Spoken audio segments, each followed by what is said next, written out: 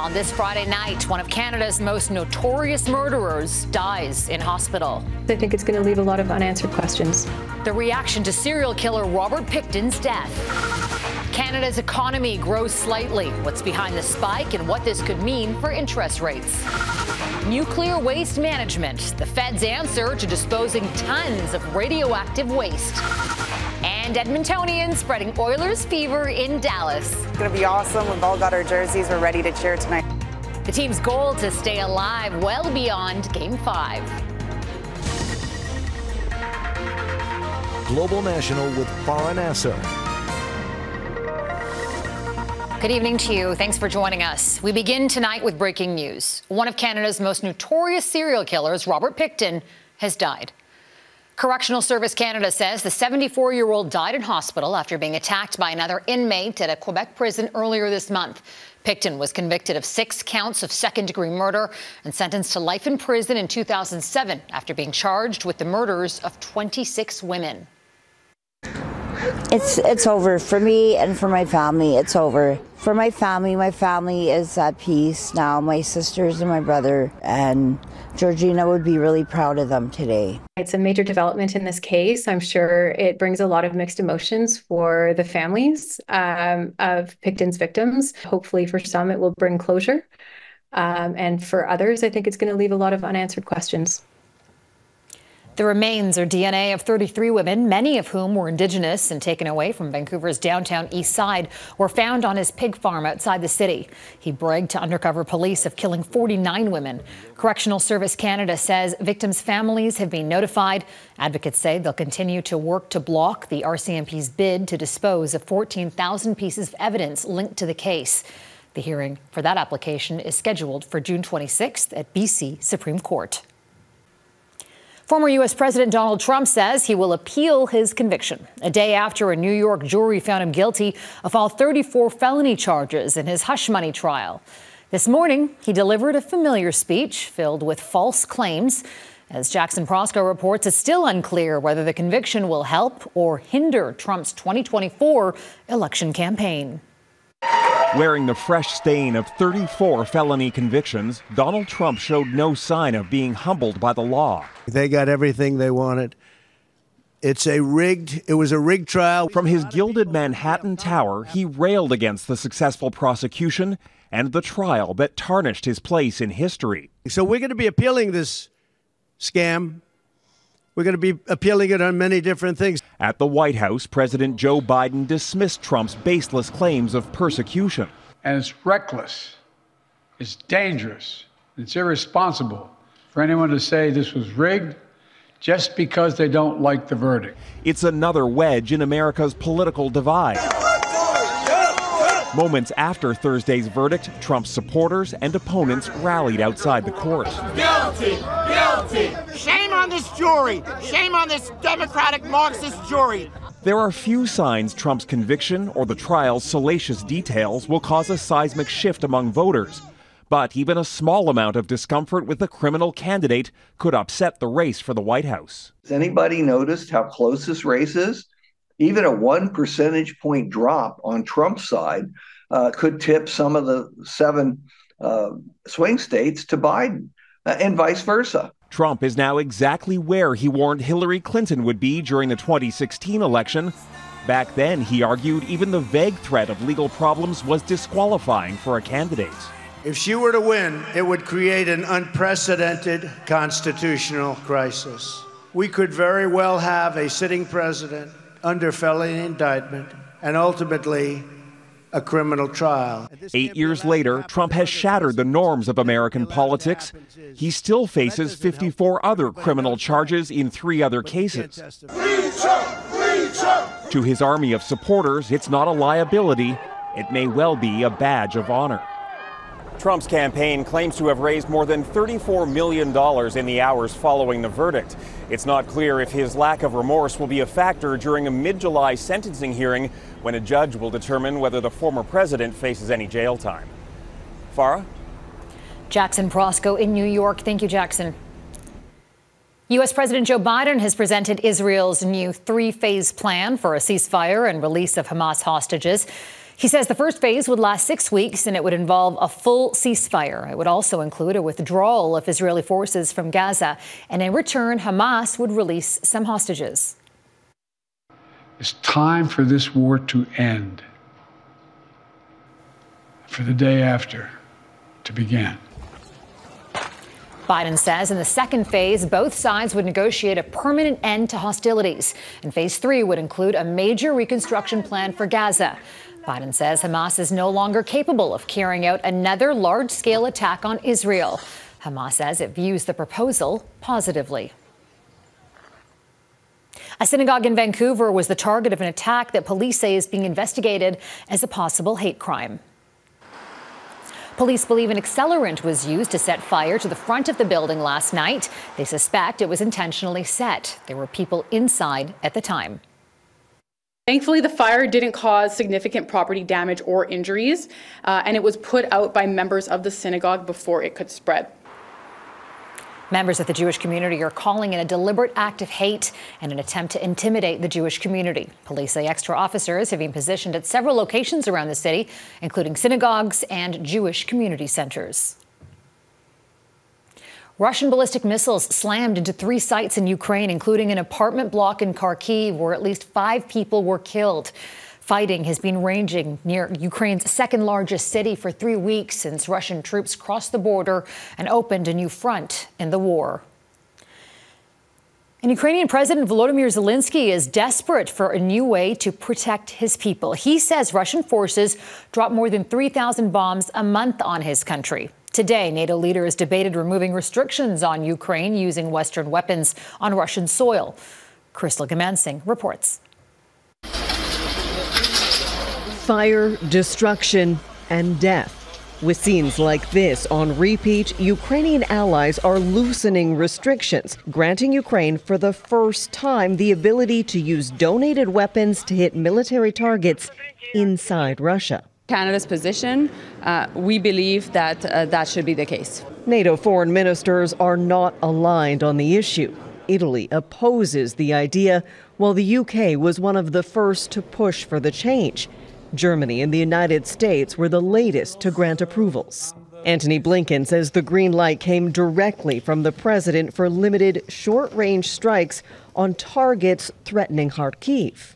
Going forward, we'll continue to do what we've been doing, which is, as necessary, adapt and adjust. Ukraine has been urging Western allies to Russian new munition supplies and more weapons as soldiers struggle to hold off advancing Russian troops. Russia accuses NATO of provoking a new level of tension. The head of the defensive military alliance offered this rebuke in 5 words. Self-defense is not escalation. Allies, he says, have provided 40 billion euros worth of military support each year to Ukraine since Russia launched the full-scale invasion in February of 2022. That level of support, he urged, must continue. Only together we can stop the madness from Moscow. We must get this job done as soon as possible. In Sweden, for the signing of 3 bilateral security agreements, the Ukrainian president is also looking for new partnerships on air defense and weapons production. 2 major asks that will be top of the agenda at the NATO summit in Washington in July. Goomansingh, Global News, London. There were some terrifying moments in the German city of Mannheim today. As an anti-Islam group prepared for a rally, a violent attack was captured on video. And you might find it disturbing, and we're only showing part of it.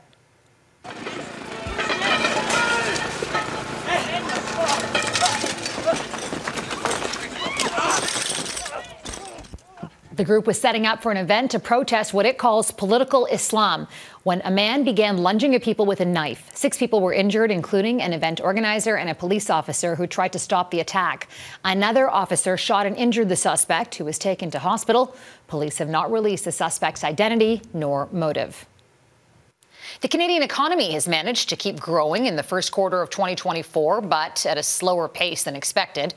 Statistics Canada released the latest GDP numbers this morning as the country holds its breath for next Wednesday's interest rate decision from the Bank of Canada. And Gaviola joins us now, and we'll have more on the Bank of Canada in a moment. I know a lot of people are wondering about that. But first, break down the latest numbers for us. What do they tell us? This latest snapshot of GDP tells us that Canada's economic growth in the first quarter was an annualized 1.7%. What we saw is an uptick in household spending that helped fuel growth, according to Statistics Canada. The agency says consumers spent more on services in the quarter, especially rents, telecom, and air travel. And Canadians were also saving more. The household savings rate hit 7%. That's the highest level in 2 years. For context, Farah, even though 1.7% growth in Q1 sounds good, when you break that down to real GDP per capita, and you have to remember we have a rapidly growing population, it actually works out to declining GDP per person in a string of declining quarters, according to RBC. And let's turn to next week's highly anticipated update. So how do these latest numbers factor into the central bank's interest rate decision? Today's data gives us a strengthened case for a possible interest rate cut by the Bank of Canada on Wednesday. This report is the final piece of economic data ahead of the central bank's interest rate decision set for June 5th.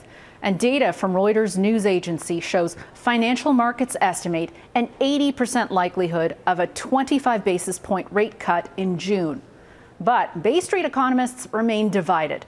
Some suggest the central bank could use next week's announcement to tee up a rate cut for July, keeping its benchmark interest rate at 5% for a little while longer. Now, either way, we are likely to see the central bank's first cut since 2020 this summer.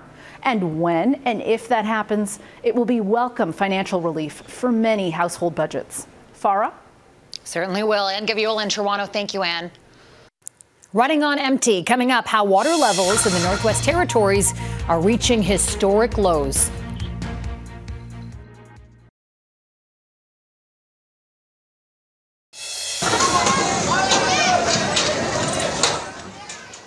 In Delhi, desperate residents clamored around a water tanker in the blazing sun to fill containers. The city's water supply has fallen to crisis levels as a heat wave continues to grip northern India. Temperatures in some areas are soaring above 50 degrees Celsius. Dozens of people have died over the last week. Here in Canada, a years-long drought is also weighing heavy on the Northwest Territories. Aside from the heightened risk of wildfires, historically dry conditions are dramatically altering sources of water throughout the territory. Emptied lakes and rivers are becoming worryingly common sights. And as Heather Yorks West explains, that's bringing more challenges and more uncertainty to remote communities that rely on that water. All is not right this summer in the Northwest Territories. These muddy footsteps tell the tale. That's because ordinarily this expanse of puddles and mud is a part of Great Slave Lake known as Yellowknife Bay. But right now, much of the water here is gone. The water levels on this lake, one of the largest lakes in the country in North America, is the lowest that it's ever been on record. The source of the problem is south. This is Alexandra Falls near Hay River. Some water is moving, but because of a multi-year drought, both here and in northern Alberta, it's a fraction of its usual flow. Ominously dry, especially as the shallow river trickles past areas devastated by last year's fires. Normally the barge system would have us travel up to Toledo and then Norman Wells. The river is also a major transportation corridor. It's how several remote communities receive summer supplies. Places like Norman Wells depend on barges to deliver fuel and groceries. But this year, the barge system had to be shut down. Unfortunately, the drought-like conditions and the low water wouldn't even allow us to get past Fort Providence. If everything's going to have to be flown in this coming summer, that means the prices are going to get even higher. One estimate was 200 to 300% higher at the grocery store. And this is Fur Crescent in Hay River. 2 years ago, water levels were at record highs. Hay River was hit with a flood. Last year, fires had thousands fleeing from their homes. Because of climate change. We've seen these fluctuations that we've never seen before, and the north is warming up much faster than other areas across the globe, forcing northern communities to navigate a future unlike anything seen before. Heather Yurex, West Global News, Calgary. Canadians who missed out on the Northern Lights display earlier this month may get another chance tonight as the same solar storm has rotated back to face Earth. Skywatchers should expect a more subdued light show, though, this time. And you have a far better chance of seeing the auroras if you're further north and away from light pollution. That's because the geomagnetic storm is less intense now after traversing the far side of the sun. The U.S. National Oceanic and Atmospheric Administration categorized it earlier this month as a severe G4. It's now a moderate G2. Disposal dilemma ahead, weighing Canada's options for dealing with stockpiles of nuclear waste.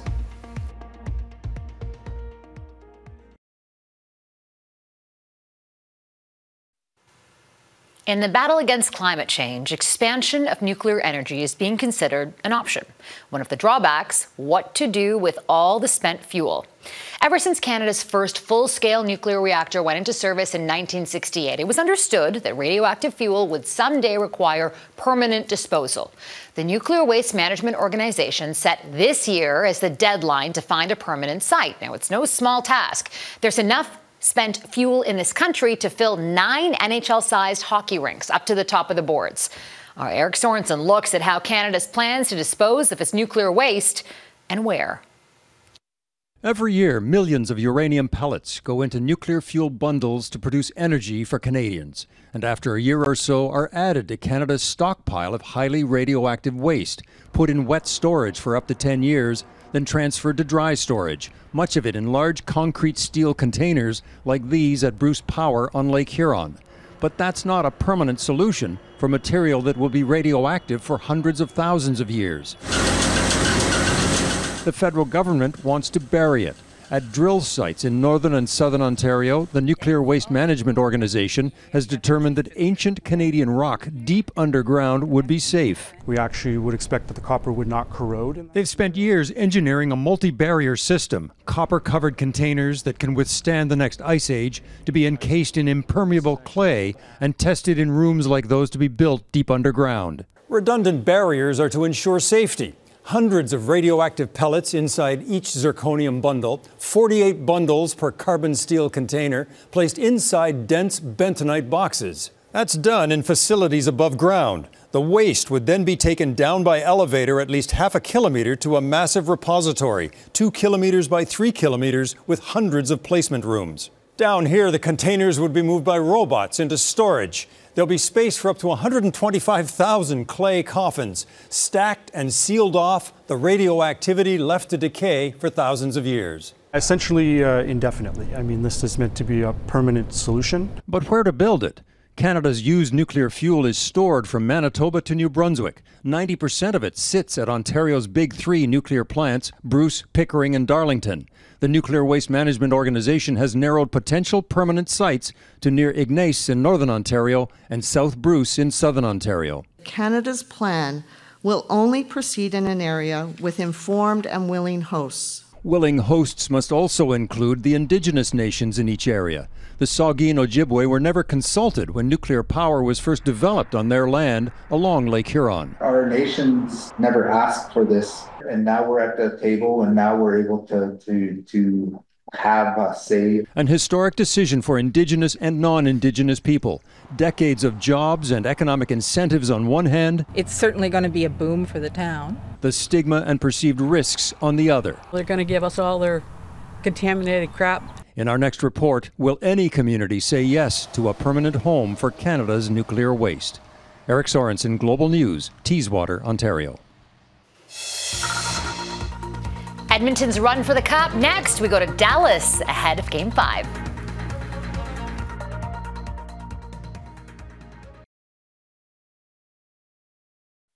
Pandemonium is building in the Lone Star State as the Edmonton Oilers take on the Dallas Stars in Game 5 of the Western Conference Finals.